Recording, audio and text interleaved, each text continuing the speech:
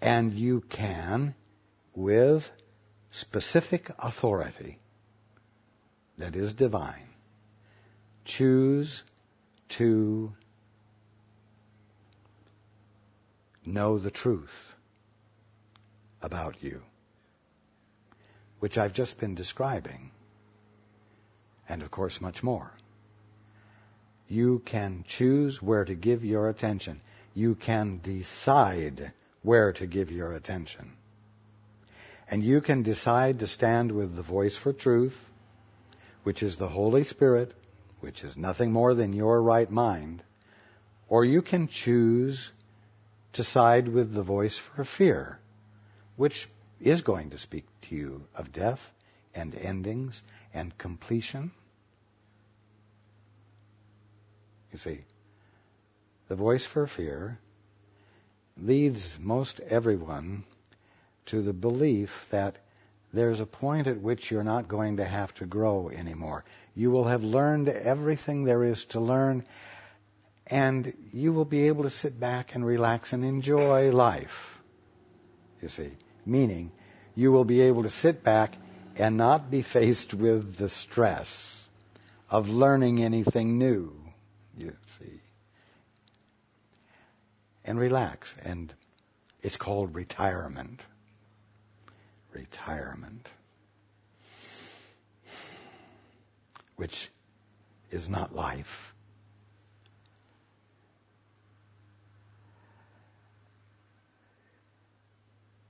Being is invigorating.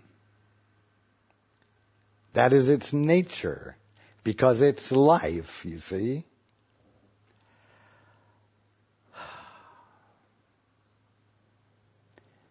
Becoming, on the other hand, is always presented as something that you do for a certain period of time, at the end of which you have become, and there's no more ing on the end of it, and you can sit back and be what you have become, which isn't invigorating at all.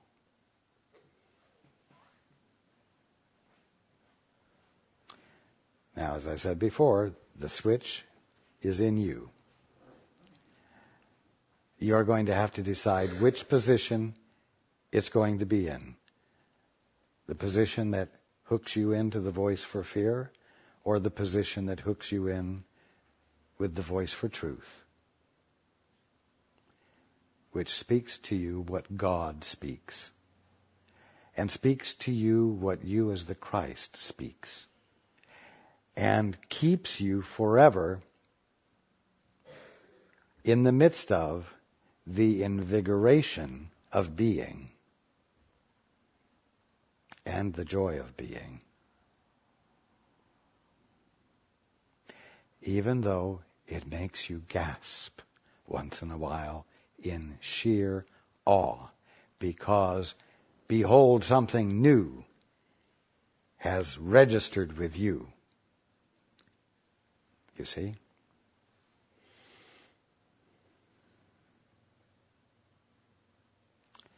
Now, you're doing very well in an ongoing way with what you could call temporary relapses. Okay, so you have a temporary relapse. You don't feel the confidence, you don't feel the invigoration, you don't feel the being on the right track, and so on. It's like doing a meditation where you're saying your mantra, or you're paying attention to the sensation of the air as it goes past the bridge of your nose. And then you find yourself thinking thoughts. And you're no longer saying the mantra. You're no longer paying attention to the sensation of the air going through your nose. And what do? You just bring your attention back gently to the bridge of your nose or your mantra. You don't make a big to-do out of it because you slipped the track or had a little relapse, you see? Don't make a federal case out of it. Yeah, you had a relapse, but you knew enough to shift your attention and desire to be in touch with the voice for truth.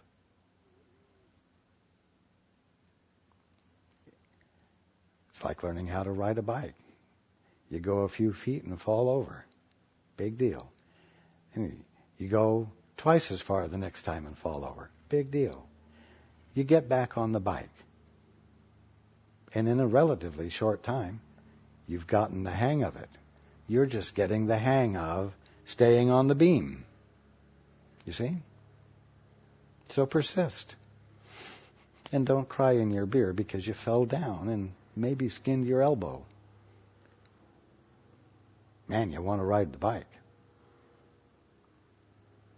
As you get back on. Persisting on the side of the voice for truth will always succeed because what? The voice for truth is nothing more than your right mind, and because it is your right mind, whatever has distracted you from the experience of it cannot persist longer than what you are. And so, when you persist on behalf of right-mindedness, when you persist in finding the place of excellence in you and coming from there, you will succeed because you are bringing yourself in alignment with the unchanging truth about you. And there's a point at which the recognition that this is you will occur fully, and you won't backslide again. It's very simple. But it takes persistence, what you might call determination. And determination on behalf of what you divinely are is not willfulness.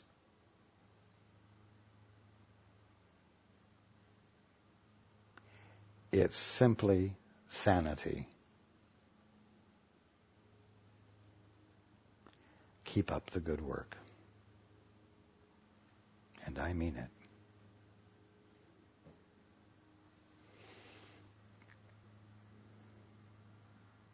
Okay. The next question is from Marianne. Raj, I have trouble with motivation to do good work, to take good care of myself and my surroundings. I feel it has to do with not believing in myself or caring enough to take the actions I know that are needed. I would appreciate any suggestions to help. Marianne.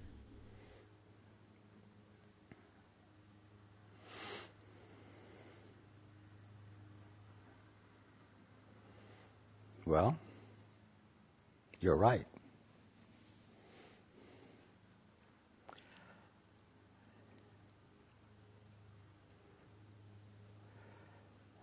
And you know what? Until you arrive at a point where you really don't like the experience, you will continue. Or until you arrive at a point where you want to have a different experience, even though this one hasn't become totally miserable.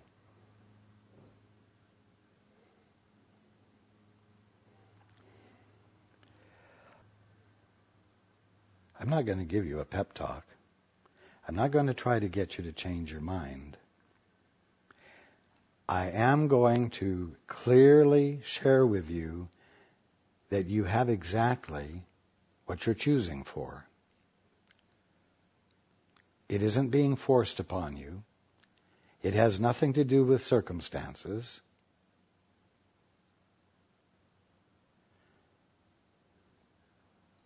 It's just that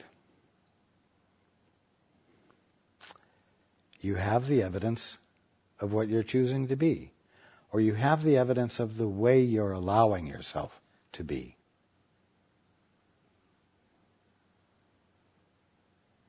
Now, the tendency to label yourself because of this or your ego's tendency to label you and call you lazy. No gumption. You must not play into this, because the purpose is to make you feel guilty. Well, I'll tell you something. You never have to feel guilty for having the experience you're choosing for. You hear that? You never have to be guilty for choosing the experience you're having. What you have to do is decide whether that's the experience you want. And if it's the experience you want, acknowledge it and go on your way.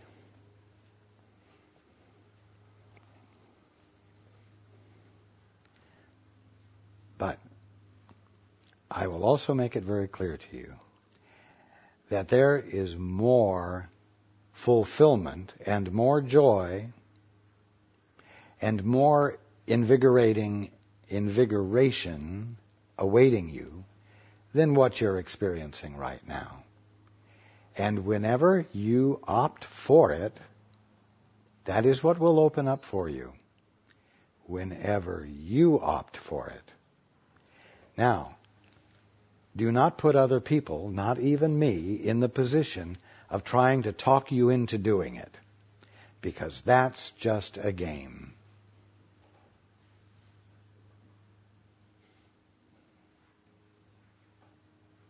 Just be honest with yourself. You're having the experience you're choosing for. It's nothing you need to feel guilty about. If you're having the experience you're choosing for and it's not optimal in your sight, then choose again.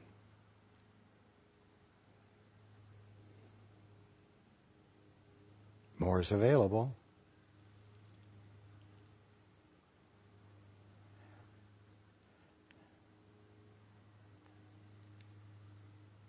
You see, if somebody tries to give you a pep talk and tries to get you to change, you can busy yourself with trying to change because you're using the energy put forth by another to get you to change, to inspire you.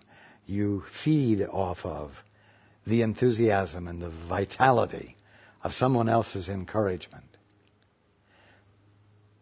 But that won't move you, because the movement will only come from a decision within you and your willingness to put your energy behind it.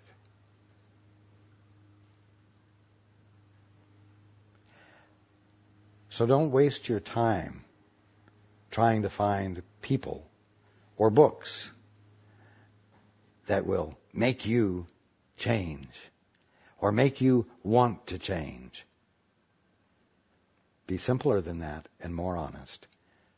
Say to yourself, recognize, I'm having the experience I'm having because of the choices I'm making. This equals that. My choices equal my experience. That's a real simple equation. My different choices will equal a different experience. Doesn't sound too exciting, does it? But you know what? When you find out how unexciting it is, and you're not faced with people trying to get you to change, it will register with you sooner that you're not really happy,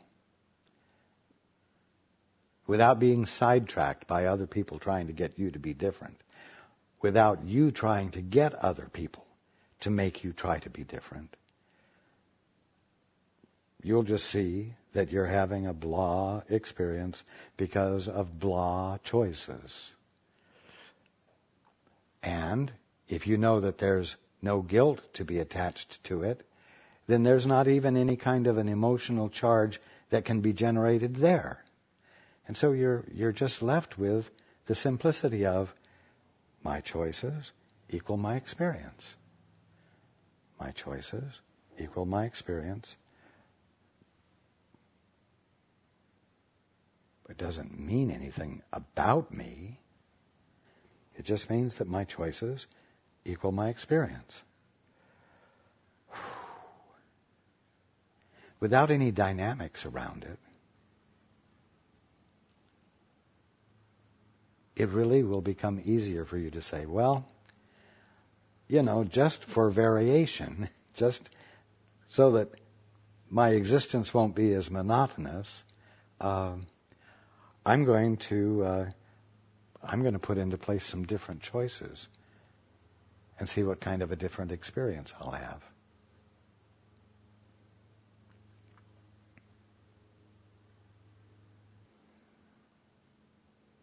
And you'll have a different experience.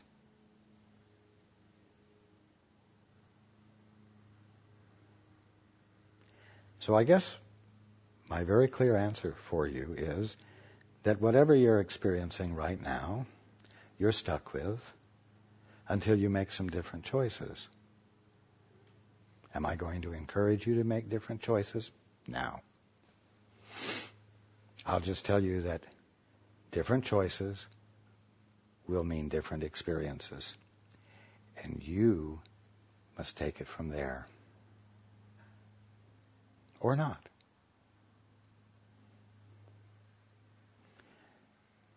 What I have said to you is empowering to you.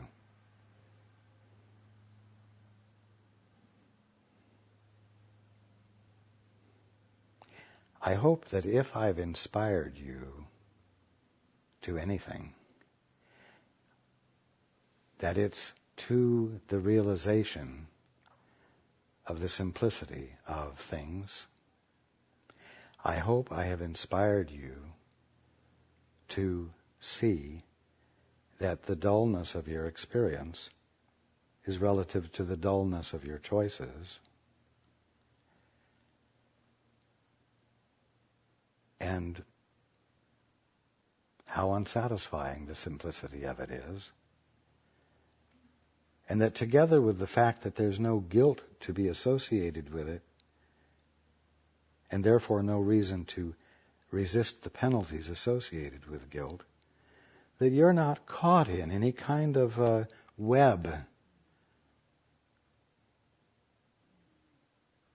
of guilt and suffering and punishment that you must extricate yourself from. You're simply sitting in the middle of a simple equation. Your choices equal your experience. I hope I've inspired you to see that, because that leaves you entirely free to change if you wish.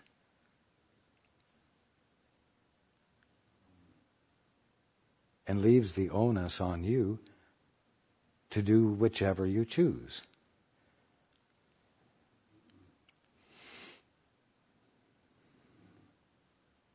Okay. I love you.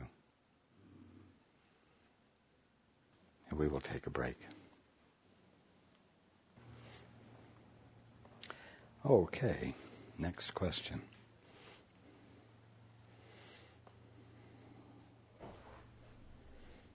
The next question is from Micha. Dear Raj, thank you for your recent messages. I have been enjoying them.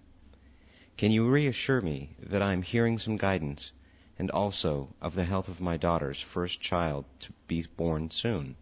Thank you, Raj.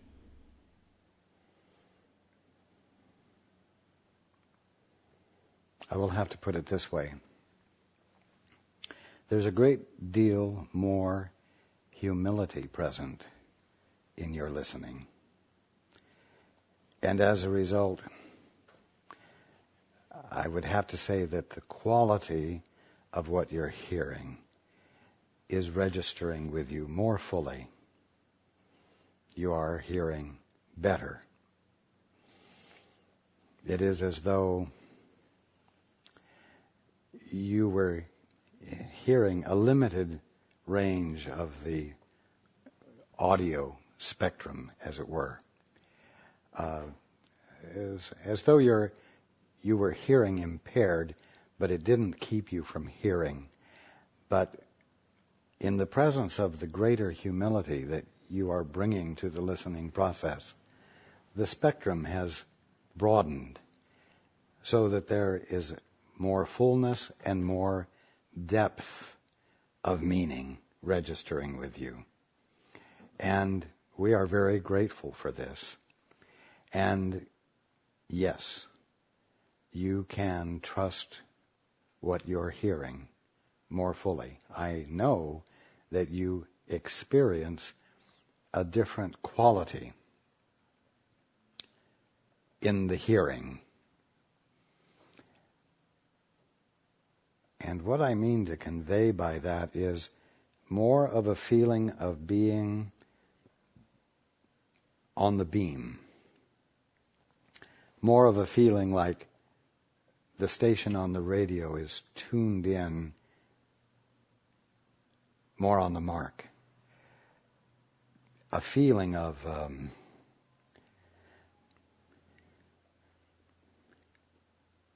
stability.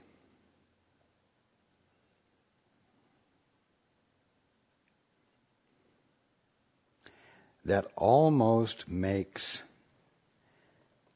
being on the beam feel as though it's a really tangible path, a really tangible energy flow, if you will. I know you know what I mean.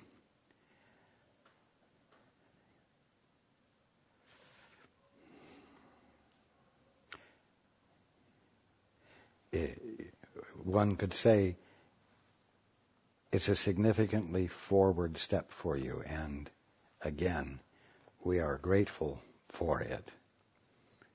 Yes. Okay. The next question is from Sharon. Hello, Raj. Yesterday I had a deeper insight, and I am grateful. And I would like to know if what I understood was correct, and to ask for help in letting in more clarity and experiences. Would you speak to this a bit, please? Yes. You heard very clearly. And it has already broadened you. It has already enlarged your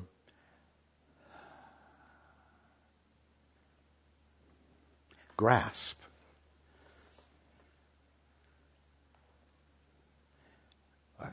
one might say, of the truth about everything, because it was an all-encompassing rather than specific insight.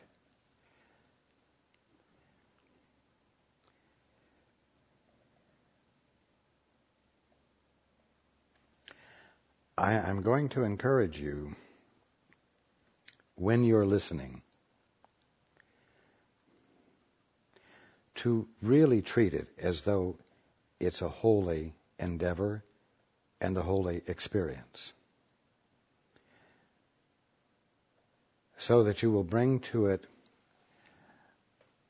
a less frivolous or light-hearted frame of mind. I do not mean by that so that you will become serious about it, but so that you might approach it with an anticipation of it being fuller in the way you experienced it yesterday. And so that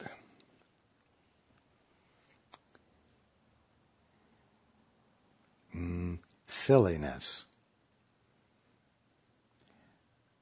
doesn't cause the experience to be more shallow than what is waiting there for you to be experienced.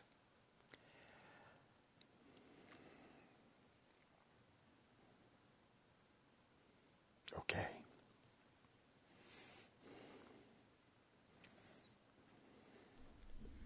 The next question is from Jay. Hi, Raj. I am an anesthesiologist. Everybody understands what I meant. And medical director of a small surgery center. I do my job well, but my heart is not really into it. My passion is to help people to get along better with one another, to listen to one another, and to work well with one another. As a medical director, I have had a chance to offer this, but it is not really being received well. My purpose is, does it serve purpose for me to continue doing this? Does it serve purpose for me to offer the gift of my heart in another form, such as being involved with those who are looking for change, truth, peace, and teaching this rather than providing anesthesia? Well, let me interrupt right there. You assume that talking to those who are looking for spirituality and health and peace are willingly going to embrace what you have to give. I'm living proof of the fact that it tain't so. Not everyone likes what I have to hear. At least sometimes, not at the beginning, and then afterwards find that it was perfect. You're already in the position you're seeking. And just because those around you aren't looking for it, aren't asking for it, doesn't mean that it's not needed. You are right in the workplace where you have the opportunity to, quote, teach, to be the illuminator of that which improves human relationships, right where it counts.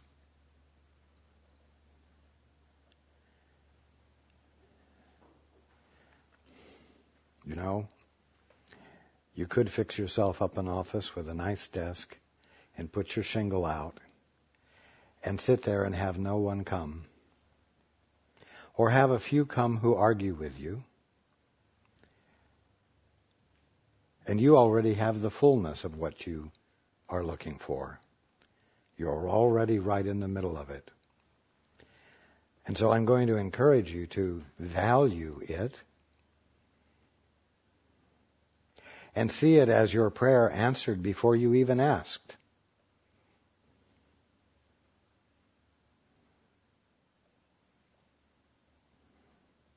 And then be the one that you are to the fullest.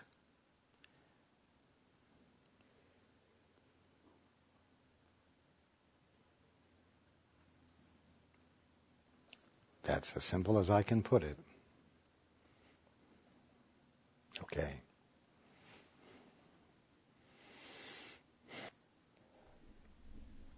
The next question is from Bob. Hello, Raj. Just what is the physical body? Does it exist? In an out-of-body experience, people report looking at their body, so obviously it's not them. Yet you've said that we always have a body which identifies us.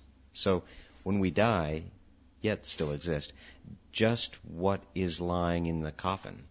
Is it a vehicle like a car that we ride around in for a while until we get a new model, or what?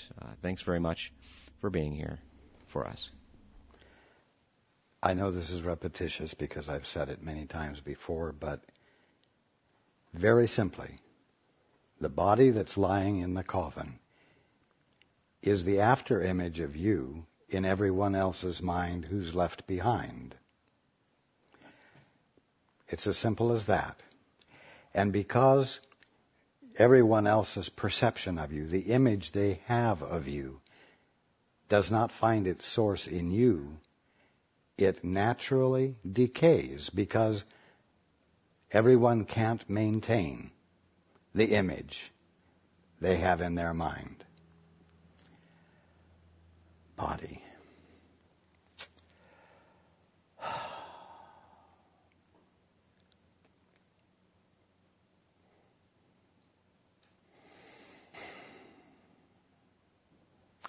It isn't whether the body is real or not. It's whether you're real or not.